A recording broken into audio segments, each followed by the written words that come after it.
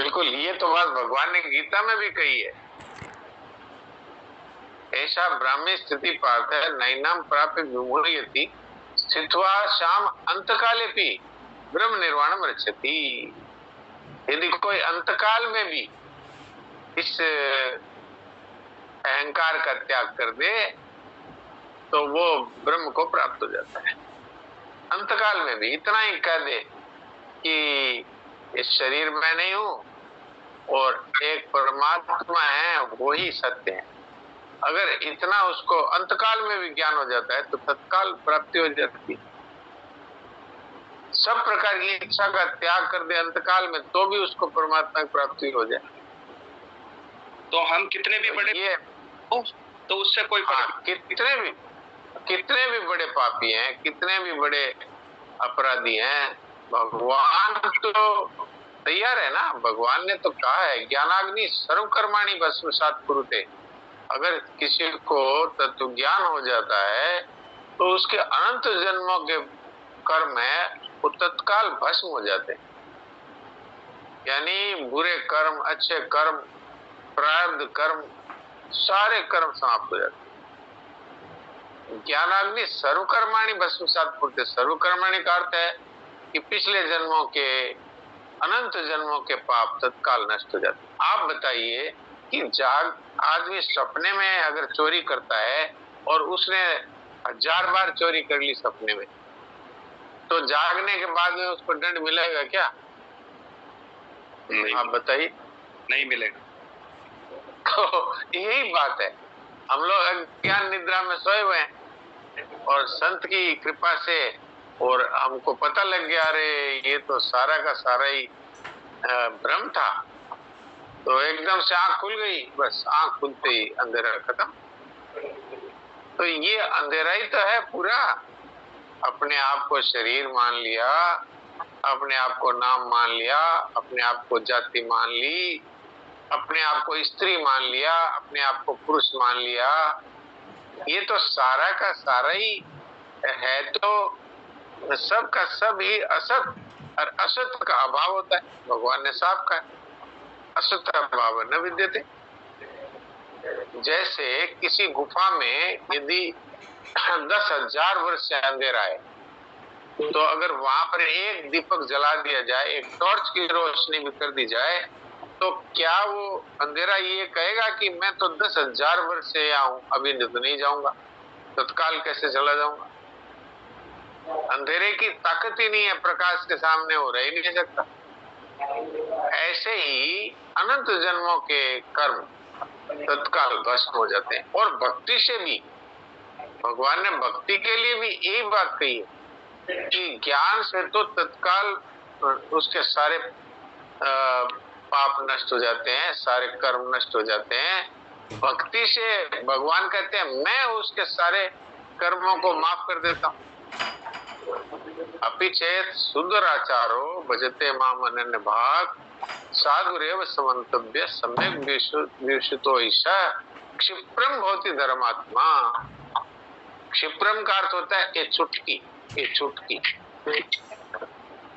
एक चुटकी में वो धर्मात्मा हो जाता है। चुटकी बजाय इतनी देर। क्षिप्रम भवति धर्मात्मा शाश्वत शांतिम निगच्छति वन्ते प्रतिजानी न मैं भक्ता प्रणश्यति। और भगवान ने कहा अहं त्वा सर्वपापे विमोक्षयिष्यामि।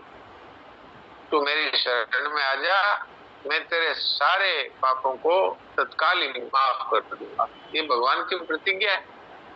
तो चाहे भक्ति कर लो तो आपके सारे अगले पिछले कर्मों को भगवान माफ करने को तैयार है, और चाहे ज्ञान की अग्नि में भस्म कर दो। ज्ञान क्या? ये शरीर में नहीं हूं, ये तत्काल ज्ञान हो गया और ये भगवान का साक्षात अंश शुद्ध बुद्ध मुक्त नित्य है। अगर इसका ज्ञान हो जाए, आप कहेंगे कि ये तो हमने सुन लिया, हमको तो हो गया ज्ञान।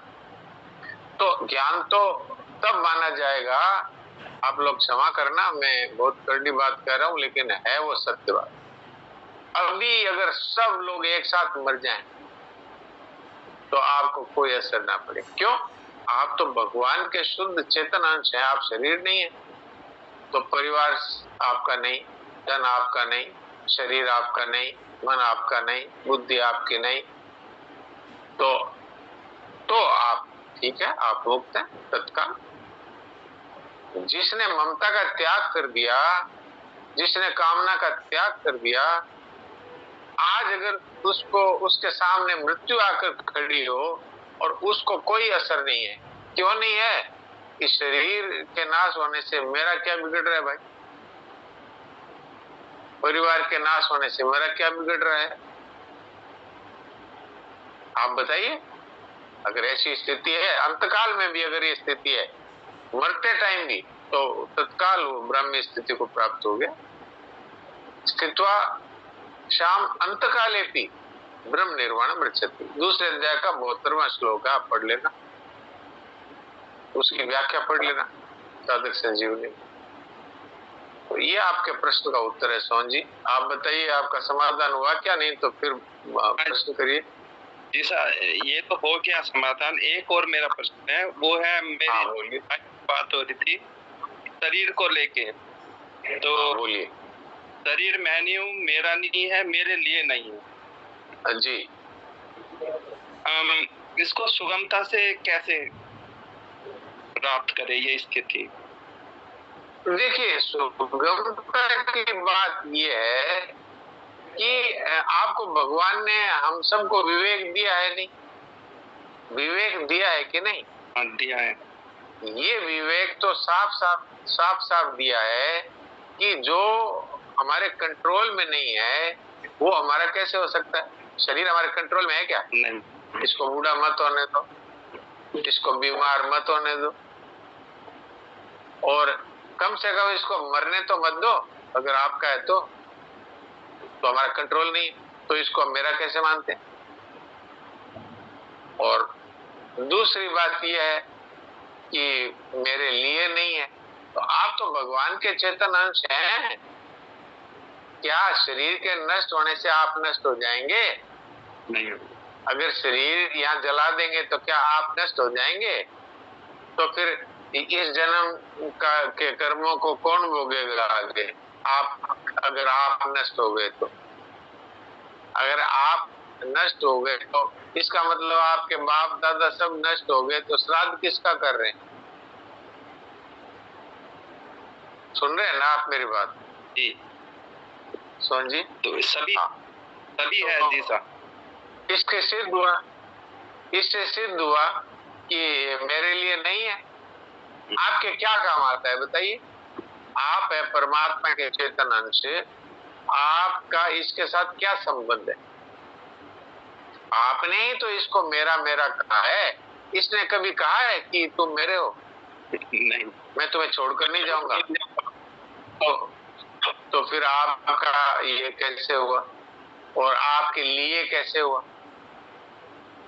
मेरा नहीं है, मेरे लिए नहीं है। और बताइए, और क्या? आपके तीसरी बात, मैं नहीं हूं। हाँ। तो शरीर में अगर है तो शरीर के साथ आप जल जाते। हाँ। तो इसलिए अगर हम इस विवेक को अगर स्वीकार कर लें तो फिर इस शरीर के नष्ट होने से हमारी क्या हानि है, ये बताइए। ये तो शरीर को मैं और मेरा और मेरे लिए मानने से ही तो हम परेशान हैं, दुखी हैं। और इसका एक बहुत बड़ा नुकसान ये है कि शरीर को अगर मेरा मान लिया तो इससे संबंध रखने वाले सब मेरे हो गए। फिर अब उनके दुख से भी आप दुखी हैं। ये मेरा बेटा है, ये मेरी पत्नी है, अब उनके कुछ तकलीफ हो गई तो आप भी परेशान। जैसे एक लड़की है जो कुंवारी थी, अब वो विवाह हो गया, तो विवाह होने से उसके पहले तो एक परिवार से संबंध था, माता पिता वाले से। अब उसको एक और परिवार से संबंध हो गया। ये ससुर है, ये दादे ससुर है, ये चाचे ससुर है, ये ताऊ ससुर है, ये बताइए, और ये जेठ है और ये देवर है। ऐसे ही एक लड़का है, वो उसके अब कितने हो गए, एक पत्नी को अपना माना, वो कितने ही लोगों से जुड़ गया। ऐसे एक शरीर को अपना मानने से और पूरे संसार के साथ संबंध जुड़ जाता है। तो इसलिए ये एक भूल है, उसमें अनंत भूल भरी हुई। अगर इस विवेक को हम स्वीकार कर ले, स्वीकार करने का अर्थ होता है कि फिर उसको बस उससे इधर उधर नहीं। जब पता लग गया कि शरीर से मेरा संबंध नहीं है, तो ये केवल सेवा के लिए मिला है, इसकी भी सेवा कर दो, इसके द्वारा दूसरों की भी सेवा कर दो। ऐसे ही जो धन मिला है उस परिवार की भी सेवा कर दो, इस शरीर की भी सेवा कर दो, दूसरों की भी सेवा कर दो, तो ये बांधेगा नहीं। और इसको अपना मानेंगे तब तो भाई फिर तो जन्म मरण है बस। शरीर मरेगा, आप कहेंगे हाँ मैं मर रहा हूँ। ठीक है सोहन जी? जी जी सर। इस पर थोड़ा गंभीरता से टिके रहें। और एक बार जिस चीज को जान लिया, अब जान लिया तो बस जान ही लिया, अब क्या है? कोई दोबारा थोड़ी है। तत्व ज्ञान तो एक ही बार होता है, सदा के लिए होता है। और भाई इसको बार बार भूल जाते हैं, बार बार इसको महत्व नहीं देते हैं, तो फिर अज्ञान ही है, वो अज्ञान रहेगा। अब कुछ सेकंड बचे हैं, इसलिए आज तो मैं क्षमा मांगता हूँ देवकी जी से, आज समय नहीं रहा। तो अब थोड़ी देर के लिए हम लोग कुछ सेकंड के लिए शांत हो जाए।